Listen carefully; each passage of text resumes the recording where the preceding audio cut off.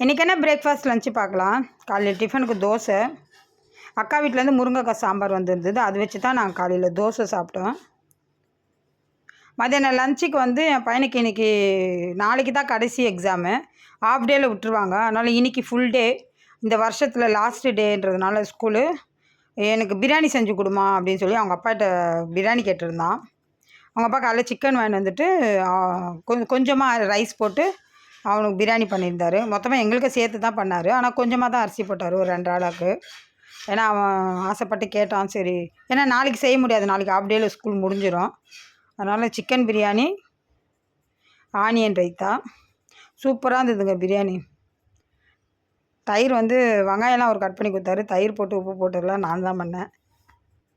எல்லாமே அவரே பண்ணிட்டார், எதுவுமே நான் பண்ணல.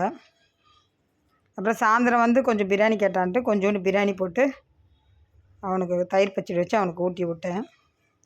ஸ்நாக்ஸ்க்கு நல்ல சாப்பாடு பாருங்கள், நல்லா உதிரி உதிரியாக இருந்தது, சூப்பராக இருந்தது. டேஸ்ட் வைஸும் செம்மையாக இருந்தது. அவனுக்கு ஸ்நாக்ஸ்க்கு உருளைக்கிழங்கு சிப்ஸ் தான் கொடுத்து விட்டுருந்தேன். இன்றைக்கி இதுதான் பிரேக்ஃபாஸ்ட் லஞ்சு. வாங்க சாப்பிட்லாம்.